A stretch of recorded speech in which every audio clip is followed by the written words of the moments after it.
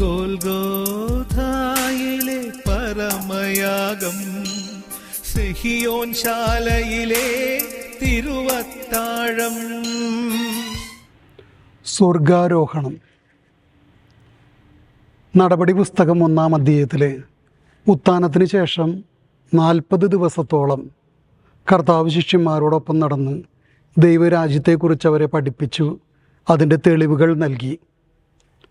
അതിനുശേഷം അവരുടെ മുമ്പിൽ വെച്ച് അവൻ സ്വർഗത്തിലേക്ക് സംവഹിക്കപ്പെട്ടു. അവർ നോക്കി നിൽക്കെ ദൃഷ്ടിയിൽ നിന്ന് മറച്ചു. ഉറ്റുനോക്കിക്കൊണ്ടിരിക്കെ എന്താണ് നോക്കിക്കൊണ്ടിരിക്കുന്നത്? 4 തവണയാണ് നോക്കുക എന്നുള്ള ക്രിയാപദം ഉപയോഗിച്ചിരിക്കുന്നത്. എന്ന് പറഞ്ഞാൽ ശിഷ്യന്മാരെ ദൃക്സാക്ഷികളാക്കി എന്ന് തന്നെയാണ് അർത്ഥം. 2 ദൂതന്മാരാണ് വരുന്നത്. 2 പേരുടെ സാക്ഷ്യം സത്യമാണെന്ന് ലിഖിതങ്ങളിൽ എഴുതിയിട്ടുണ്ട്. കബറിടത്തിലും 2 പേരായിരുന്നു, രൂപാന്തരീകരണത്തിലും 2 പേരായിരുന്നു. ശിഷ്യന്മാരെ ക്രിസ്തുവിൻ്റെ സാക്ഷികളാക്കി ലോകമെമ്പാടും അയക്കുന്ന രംഗമാണ് അവിടെ നമ്മൾ കാണുക. എന്തുകൊണ്ട് ഒലിവുമലയുടെ മുകളിൽ?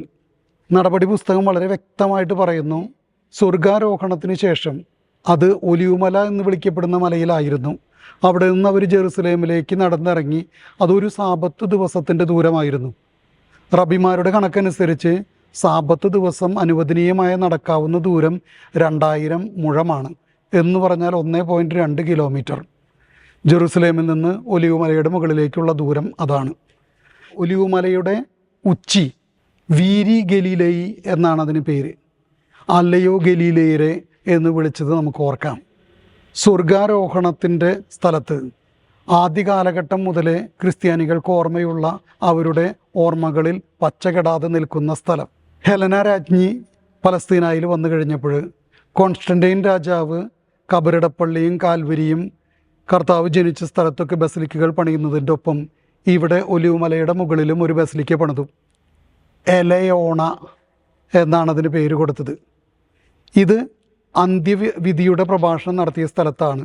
അതിനോട് തൊട്ടടുത്ത് സ്വർഗാരോഹണത്തിൻ്റെ സ്ഥലത്ത് എൻ ബൊമോ എന്ന് പറഞ്ഞാൽ ഓൺ ദ ഹിൽ, ആ ഉച്ചിയിൽ വൃത്താകൃതിയിലുള്ള ഒരു ദേവാലയം പണിതു.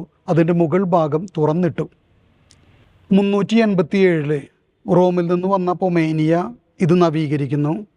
427 മെലാനിയ, ഹെലന രാജ്ഞിയുടെ പേരക്കുട്ടി, അവളിവിടെ 2 ആശ്രമങ്ങളുണ്ടാക്കും.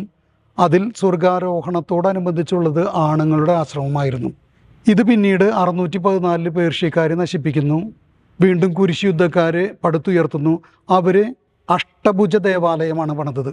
അതിൻ്റെ നടുക്ക് വൃത്താകൃതിയിൽ തൂണുകളോട് കൂടിയിട്ടുള്ള ഒരു വൃത്ത ചേപ്പല്, അതിൻ്റെ മുകൾ ഭാഗവും തുറന്നിട്ടിരുന്നു. താഴെ കർത്താവ് സ്വർഗത്തിലേക്ക് ആരോഹണം ചെയ്തപ്പോൾ പാറയിൽ പതിഞ്ഞ കർത്താവിൻ്റെ കാൽപാദം, അതാണ് അവർ വണങ്ങിയിരുന്നത്. സലദിൻ കുരിശ് യുദ്ധക്കാരെ തോൽപ്പിച്ച് കഴിഞ്ഞപ്പോൾ 1187 തോൽപ്പിച്ച് കഴിഞ്ഞപ്പോൾ ഇത് മോസ്കാക്കി മാറ്റുന്നു. 1200കളിൽ അതിൻ്റെ മുകൾ ഭാഗം അടയ്ക്കുന്നു. ഇന്ന് തീർത്ഥാടകർ ചെല്ലുമ്പോൾ ഈ സ്ഥലത്ത് മോസ്കാണ്. നമുക്ക് ചെറിയൊരു തുക കൊടുത്തുകൊണ്ട് അതിൻ്റെ ഉള്ളിലേക്ക് പ്രവേശിക്കാം. തീർത്ഥാടകർ അവിടെ ഈ കാൽപാദം കണ്ട് വണങ്ങുന്നു, പ്രാർത്ഥിക്കുന്നു. പുറത്തിറങ്ങി നോക്കിയാൽ കുരിശ് യുദ്ധക്കാരുടെ കാലഘട്ടത്തിലുണ്ടായിരുന്ന അഷ്ടഭുജ ദേവാലയത്തിൻ്റെ അവശിഷ്ടങ്ങൾ അതിൻ്റെ ചുറ്റും കാണാവുന്നതാണ്. ഇതിൻ്റെ തൊട്ടടുത്തുള്ള കുസ്തോദിയായുടെ ഭൂമിയിൽ അവർ 1950കളിൽ നടത്തിയ ഉത്ഖനനത്തിൽ ബൈസൻ്റെയും കാലഘട്ടത്തിലുണ്ടായിരുന്ന റൗണ്ട് പള്ളിയുടെ അവശിഷ്ടങ്ങളും കിട്ടിയിട്ടുണ്ട്. ഇതിൻ്റെ പിന്നിലാണ് റഷ്യൻ ഓർത്തഡോക്സുകാരുടെ സ്വർഗാരോഹണത്തിൻ്റെ പള്ളി. സ്വർഗാരോഹണം ലൂക്കായുടെ സുവിശേഷത്തിൽ അത് അവതരിപ്പിക്കുന്നത് കർത്താവ് ശിഷ്യന്മാരെ കൊണ്ടുപോയി അവസാന ആശീർവാദം കൊടുത്തതിന് ശേഷമാണ് വിരമിക്കുക. എന്ന് പറഞ്ഞാൽ ലോകാവസാനത്തോളം ഞാൻ നിങ്ങളോട് കൂടെ ഉണ്ടായിരിക്കും. നിങ്ങൾ ലോകത്തിൻ്റെ അതിർത്തികൾ വരെ പോയി എന്നെ പ്രഘോഷിക്കുക.